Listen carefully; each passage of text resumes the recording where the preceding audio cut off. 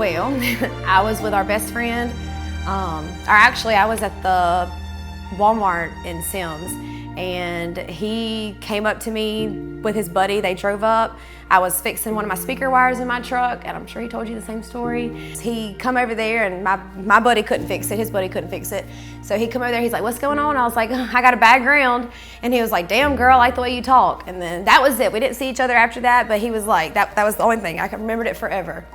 Well, then we went to a party one night. I seen him in Walmart. He was like, hey, all y'all y'all's friends, y'all come to a party we're having this evening. I'm like, okay. So we go to the party. I wasn't even trying nothing with him. It was just a party. I get there and I see him, and it's like we locked eyes. He walked up to me. He said, I'll be right back. I was like, okay, cool, whatever, no big deal. I ain't seen you in a minute. Don't even really know him. He leaves. Whoever he was with, he left with. When he come back, he said, you're mine. I took her home. That's it. From that day on, I stayed with him every single day, and that was it. Literally, I can't even make it up. Walmart parking lot. So, of all places.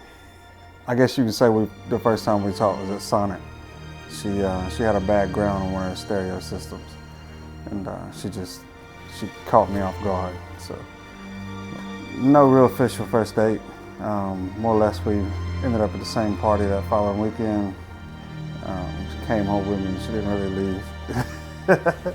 He did sit outside with me for 4.5 hours on that front porch, and just advice, talking. It's just like, I think I fell in love with him on the back porch. Just talking about everything that I had been through, everything that the past 4 years of my life. Like, he was just like that gentleman, and instantly, I felt like I was at home. So, I don't know. He's just, if I could describe one thing about him, it would be like, he's my home. That's what I always say. His drive, his providing aspect. He will go to the ends of the earth to do anything that I ask for, do.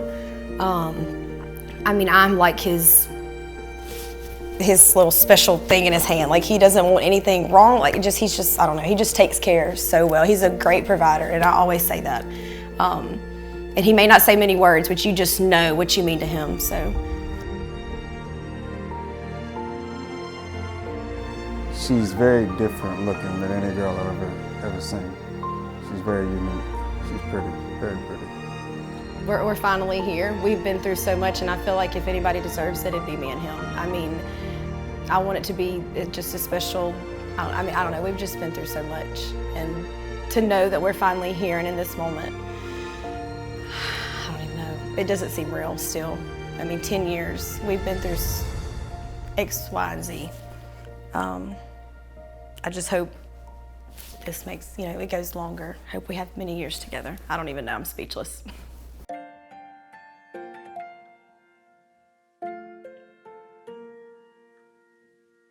Today we've come together to witness the joining of two lives. For them, out of the routine of ordinary life, the extraordinary has happened.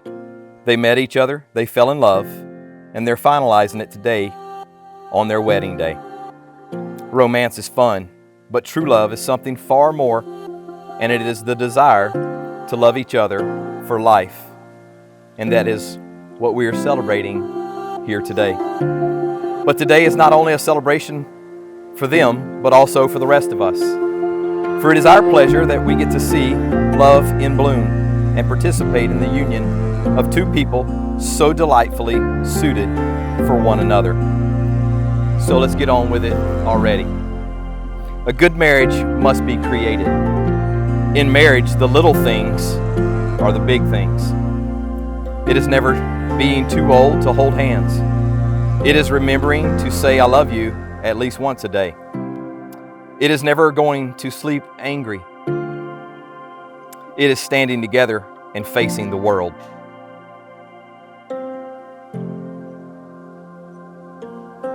By the power vested in me, I now pronounce you Mr. and Mrs. Hall. You may kiss your bride.